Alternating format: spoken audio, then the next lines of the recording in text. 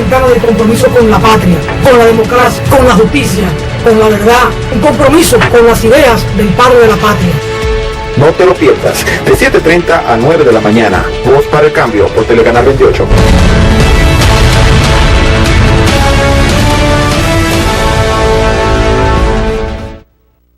Cuando usted vaya a comprar o vender una casa, un apartamento, un solar, piense en Felga S.A., una compañía de bienes raíces con criterio profesional. Pero igual, si su interés es alquilar un inmueble, piense en nosotros. Felga S.A. está ubicada en la calle Ramón Santana, esquina Máximo Gómez, en la zona universitaria, con los teléfonos 809-682-7202, 809-688-5593. Recuerde que para comprar o vender o alquilar su casa, piense en Felga S.A.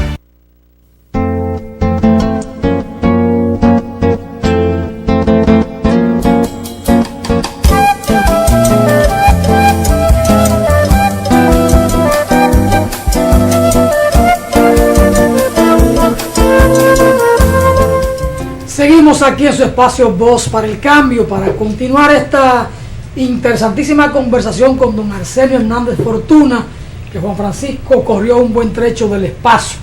Pero mientras tanto la República Dominicana sigue en más de lo mismo. Una nueva presidenta de la Cámara de Diputados, pero ya se aprestan a preparar las canastas de Navidad que van a repartir, porque eso le permite un movimiento de molongos para ello, ¿verdad? Abastecerse. Eso permite comisiones y muchas cosas más y seguir alimentando el clientelismo político. ¿Qué resuelve una familia con una canasta de Navidad? Con 4 manzanas, un chin de uva y un ponche, un vino Mocatel Caballo Blanco. No resuelve nada. Y gastamos 1.000 millones de pesos en pendejadas que deben ir a cosas más de fondo de la República, para apoyar la producción en el campo, o para seguir fortaleciendo la educación, o para comprar medicamentos, o construirle 100 casas mínimamente decentes a 100 familias. No, canasta Navidad para hacer la politiquería barata. Son de las cosas que busca el Consejo Nacional de la Empresa Privada, reconociendo a Miguel Vargas, porque supuestamente fue a Haití y logró que quitaron la veda a 23 productos dominicanos que se venden en Haití. El gobierno de Haití dijo que no existe ninguna veda, solo que hay que pagar impuestos. Pero un cónsul de Haití en Barahona mandó una circular a todos los puntos fronterizos de que la veda sigue funcionando. Eso uno no sabe a quién creerle, ni cuál es la lógica de los empresarios para estar reconociendo aquí a Miguel Vargas. Ahora, ¿con quién se hizo acompañar Miguel Vargas a Haití? Con los empresarios que tienen negocio en Haití. Son de las cosas. Quizás se nos ayuda aquí a comprender ese fenómeno. El tema de Díaz Rúa, ya la Suprema Corte de Justicia, con su decisión de archivar el expediente, le prohíbe, le elimina la facultad a la Fiscalía o al Ministerio Público de seguir la investigación. Es decir, ya le está a salvo. A veces uno piensa, y es que el Ministerio Público hace un cacareo y lo hace a propósito de vulnerar determinados procedimientos legales para dar pie a que el proceso sea anulado, sea archivado. Uno no sabe. Son de las cosas. Son de las cosas. La DICAN aclara que el coronel implicado o involucrado en el robo de 200 kilos de cocaína en San Pedro, que lo pescaron ahí unos pescadores, unos obreros del nylon y de la atarraya, porque ahora aquí en República Dominicana se pesca la droga. Dice que no es de la DICAN el coronel, pero se supone que la droga que estaba ahí, que ese cargamento sustraído por el coronel era de Julito Kilo. Dice la DNCD que están investigando porque creen que ese cargamento es Julito Kilo. ¿Y quién es Julito Kilo? ¿Y dónde está Julito Kilo? ¿Y quién protegía a Julito Kilo? Bueno, son de las cosas. son de las cosas. Un último comentario para entrar con dos comentarios. El PRM está de acuerdo en que se elimine el barrilito, pide eliminar el barrilito, pero mientras tanto sus legisladores, al menos dos, Santiago Zorrilla y José Ignacio Paliza, confirman que ellos lo van a donar, es decir, lo van a recibir. Si están en contra del barrilito, no lo reciban e inicien una campaña, una ofensiva contra el barrilito en el hemiciclo y de cara a la sociedad. Es decir, hay que ser proactivo, porque vienen con el cuento de que están opuestos al barrilito, piden que lo eliminen, pero lo van a recibir. Es posible que los dos primeros cheques del barrilito lo donen. ¿Y después qué pasa? Yo no sé qué hizo el amigo Juan Ubiere con su denuncia del barrilito aquel, si finalmente se quedó o no se quedó. Yo no lo sé. Ojalá que él lo diga un día y que yo lo oiga, porque si lo ha dicho yo no lo he escuchado. O quizás Arsenio tiene información sobre eso y nos explica qué hizo Juan Ubiere con lo del barrilito, que el primer mes se opuso. Yo no he oído ninguna declaración de Fidel Santana sobre el barrilito, ni de Fidelio de Pradel. Quizás lo han dicho, pero yo no lo he oído. No lo he oído. El alcalde de San Cristóbal, creo que Nelson Guillén se llama, del PLD, un comunicador de larga data, dice que recibió el cabildo en cero y devastado. ¿Cuál ayuntamiento de la República Dominicana no fue entregado así, donde se quedaron los mismos? Por ejemplo, en el de Santo Domingo Oeste, ahí Herrera, La Caoba, esa parte, esa zona, Francisco Peña dice que encontró un municipio limpio y una zarca bien llena de dinero. Claro, él reemplazó a su hijo y su hijo lo reemplazó a él. O sea, esa alcaldía es de la familia Peña, de los Francisco Peña. Entonces es claro que él diga que lo recibió en muy buenas condiciones, un municipio limpio, trabajado y que recibió dinero. Ay, Francisco Peña, si ahí hacen una auditoría independiente, seria, transparente, muy profesional, saldrán macos y cacatas. Son de las cosas.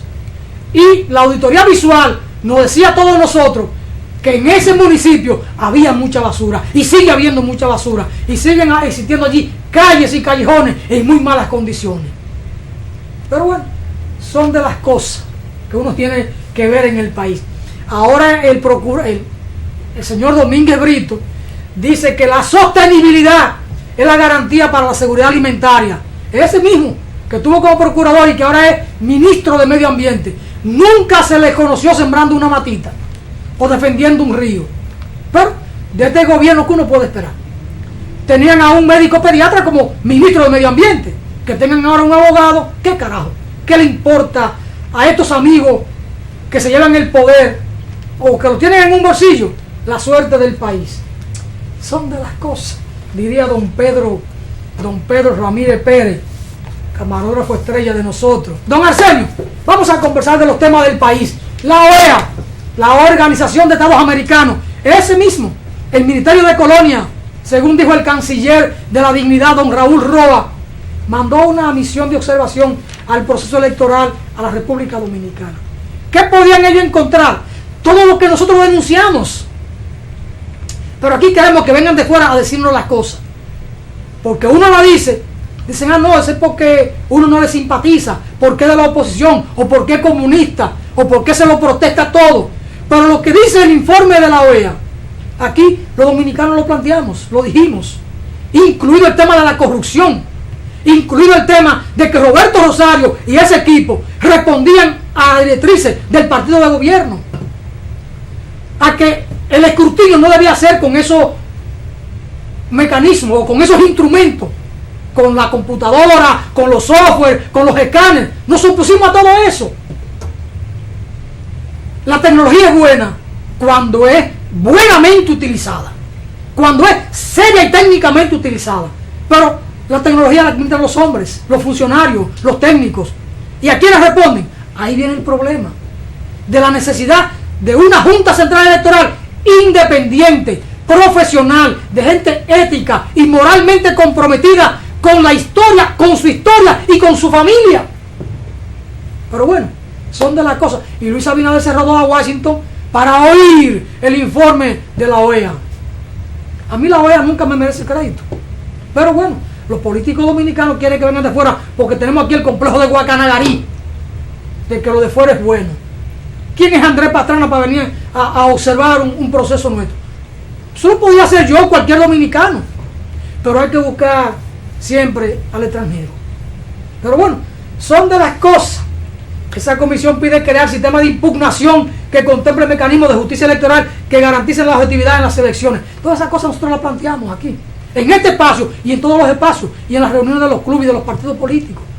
Pero claro, había un dueño de la Junta Central Electoral llamado Roberto Rosario, que mire, lo van a poner ahí de nuevo. Él ahora anda muerto de la risa y está que tira 3 Twitter al día. Es un opinante ahora. Ahora habla hasta de Donald Trump y de Obama y de Hillary Clinton y de todo. Y se ríe de todo. Son de las cosas. Don Arsenio, ¿cómo anda el mundo? Hablemos de política internacional. De política internacional. Bueno, podemos empezar por ese tema de la OEA. Ciertamente la OEA para nuestro país no proyecta una buena imagen. Por lo que pasó en 1965, que la OEA se prestó para digamos, legalizar, si era posible decir eso, la intervención de Estados Unidos o servirle de mampara a Estados Unidos. Ahora, entre nosotros debemos tener en cuenta que ya después, en los últimos años, cuando fue electo José Miguel Insulza, por lo menos ha disminuido la influencia de Estados Unidos en la OEA y ha aumentado la influencia de Sudamérica. Tú recuerdas, José Miguel Insulza es de chileno, y en esa época, cuando José Miguel Insulza fue candidato, el candidato que apoyaba a Estados Unidos era un mexicano apellido Derbez, que era canciller de México en ese tiempo. Entonces, desde esa época, por lo menos ha disminuido un poco la influencia de Estados Unidos y ha aumentado la influencia de Sudamérica. Entonces, en este contexto, ciertamente, como tú dices, lo que dice la OEA ya se dijo aquí en el país, se hicieron las denuncias, y lo importante es que nosotros los dominicanos resolvamos el problema de la Junta Central Electoral y el problema de que haya comicios, elecciones realmente limpias, realmente transparentes. De todas maneras, como tú sabes, vivimos en un mundo globalizado y es necesario el contacto con esos organismos internacionales, independientemente de que estemos de acuerdo o no con ellos. Y a través de esos organismos internacionales, pues ejerce alguna influencia internacional o por lo menos contactos internacionales que son beneficiosos para la economía del país, especialmente para un país que vive en buena medida del turismo, ¿verdad? Entonces, la República Dominicana, no importa cuál sea el partido que esté en el poder, debe cuidarse como Estado de proyectar una buena imagen pública hacia el exterior, porque proyectar esa buena imagen pública puede ayudar a sectores de la economía como el turismo, ¿no? En este caso, entonces, cualquier gobierno, repito, sea del PLD, sea PRM, sea el Frente Amplio, debe cuidar de que lo que se da a conocer al exterior del país no sean noticias como fraudes electorales, no sean noticias como delincuencia e inseguridad en las calles, sea a través de la OEA, sea a través de la ONU, sea a través de cualquier otro organismo. Por ejemplo, ahora la República Dominicana ocupa la presidencia pro tempore de la CELAC.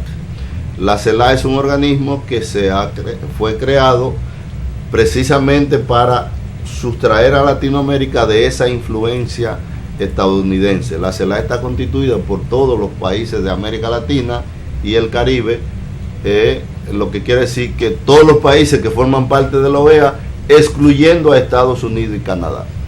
Este es un momento en que República Dominicana como Estado debería tener una actividad hacia el exterior bastante significativa, podemos decir. Pero si tiene este lío de que incluso un organismo como la OEA cuestiona el proceso electoral, entonces el Estado dominicano no proyecta una buena imagen pública.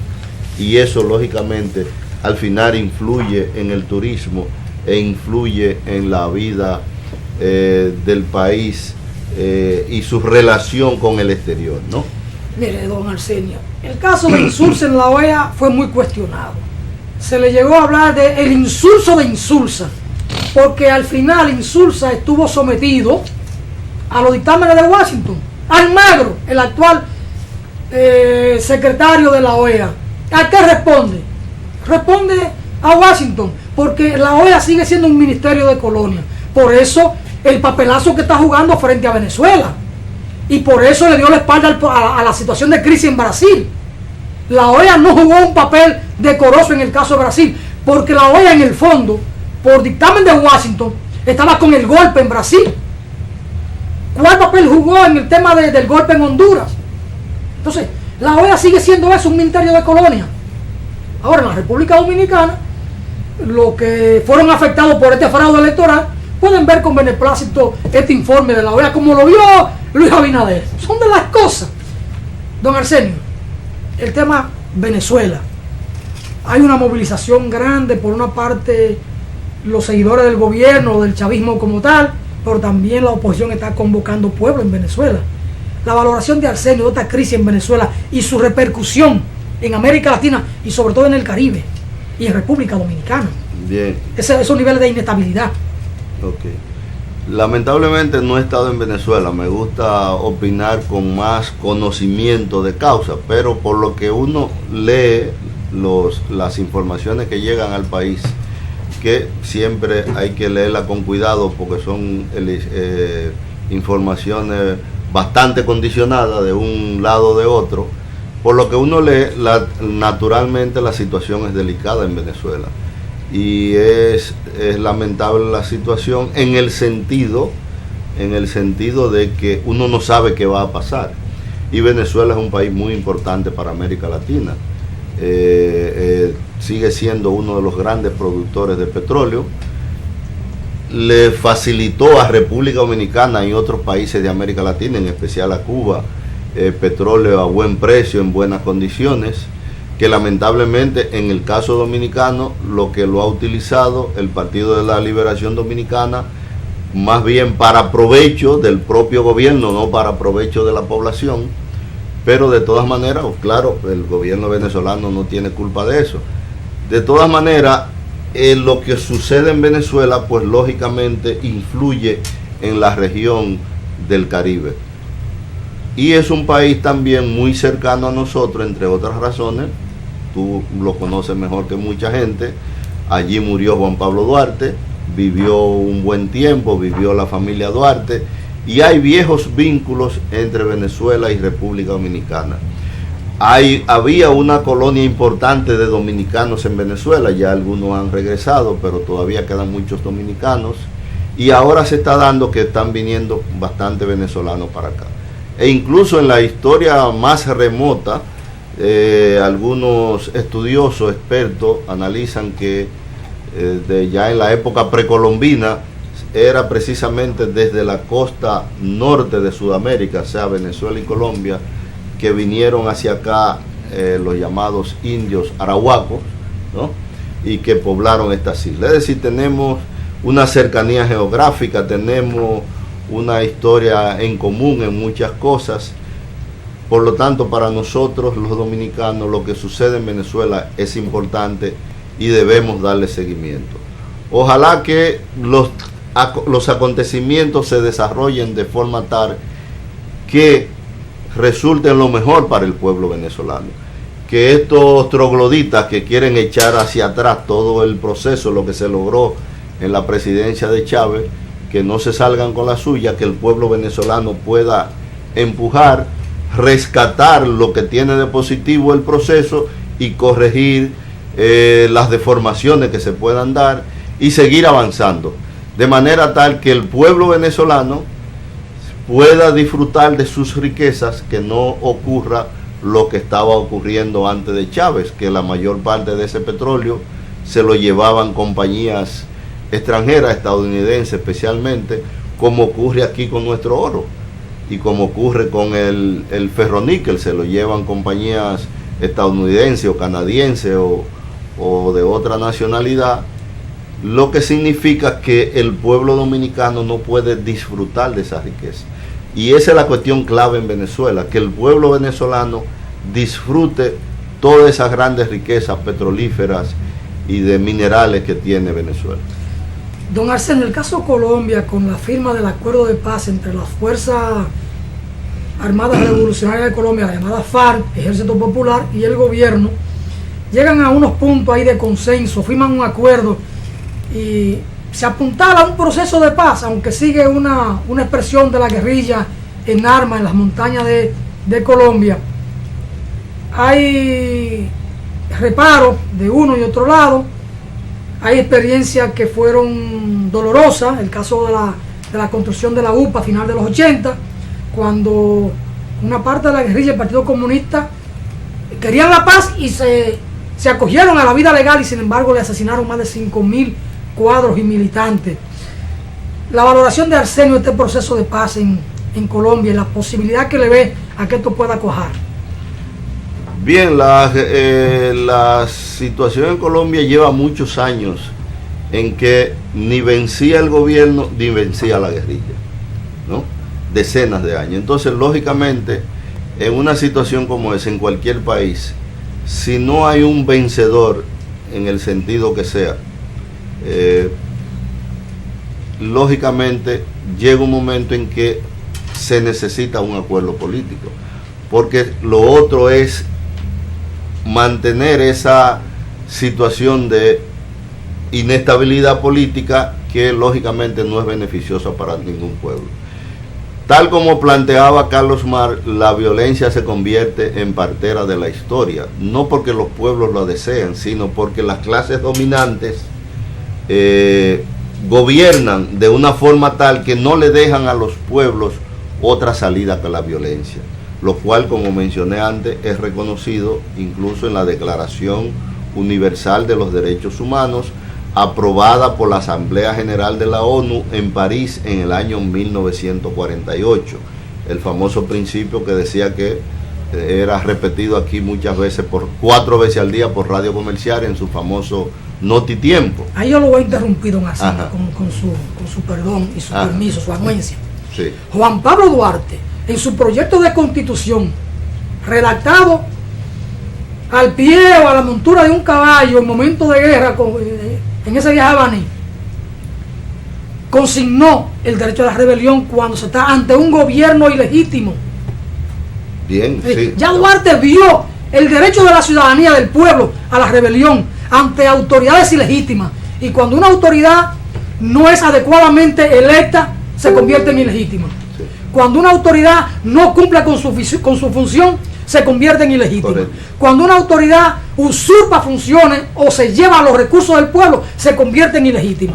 Sí, hay diferentes maneras de que una autoridad llegue a la ilegitimidad, y entonces ya Duarte consagró el derecho a la rebelión. Es correcto, y eso viene desde antes, desde la Revolución Francesa. Menciono la Declaración Universal de los Derechos Humanos y ese párrafo porque es bien conocido en el país, especialmente por la gente, por el pueblo dominicano que escuchaba a Notitiempo en los años 60 y 70, ¿no? El famoso párrafo que dice que los pueblos se ven compelidos al supremo recurso de la rebelión contra la tiranía y la opresión. Tú, como experto en la obra de Duarte, recuerdas ese párrafo, pero seguramente muchos dominicanos no lo recuerdan. Sin embargo, esta última parte, por eso la menciono, porque puede ser venir a la memoria de mucha gente con más facilidad, pero es buena la precisión que tú haces. Bien, entonces toda la historia confirma que ciertamente los pueblos tienen derecho a la rebelión. Entonces, bien, sea en Colombia o sea aquí, cuando llega un momento en que las autoridades son, como tú planteas, ilegítimas por sus actuaciones, lamentablemente, aunque hay pérdida de vidas humanas que nunca son agradables, los pueblos se ven compelidos a rebelarse. Eso pasaba en Colombia. Había unos grandes terratenientes, había o hay partidos políticos que querían mantenerse en el poder indefinidamente, como el Partido Conservador de Colombia, con políticas atrasadas, ¿verdad?, a políticas del siglo XIX. Entonces, lógicamente, parte del pueblo colombiano reaccionó ante esa violencia y ante todas esas políticas atrasadas, y se dio este fenómeno de Colombia de una guerrilla de muchos años. Lamentablemente, sea como sea, había, podemos decir, un estancamiento político. Ni vencía la guerrilla a la reacción, podemos decir, ni vencía la reacción a la guerrilla. Entonces necesitaba una salida política a esa situación. Y se está dando ahora con este acuerdo de paz, que ha sido bastante tortuoso. Se tiene varios años trabajando en eso.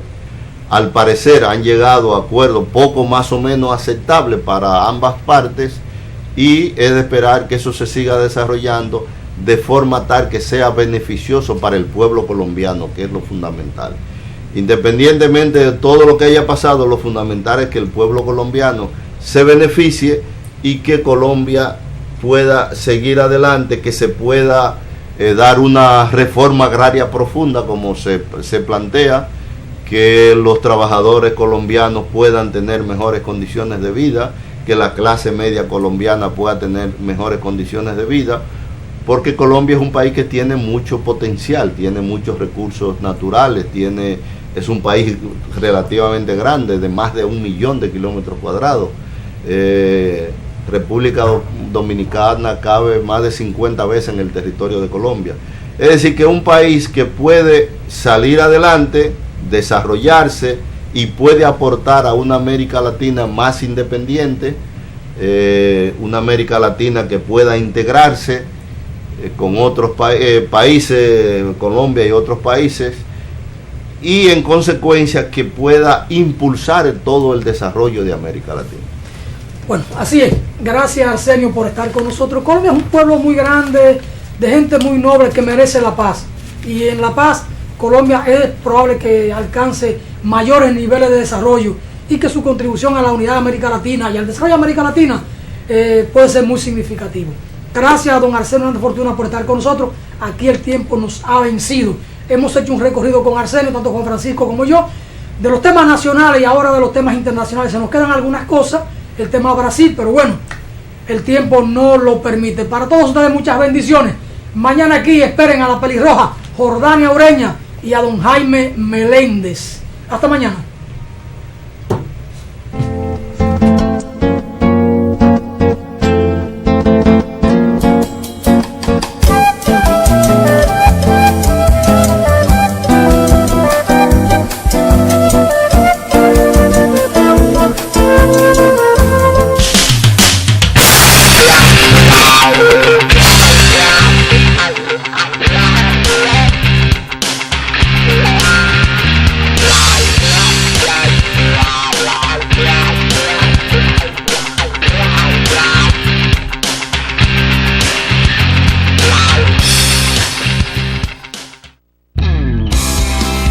Hola, te habla el doctor Cruz Jiminián y quiero informarte sobre el virus de Zika. Este virus es transmitido por el mosquito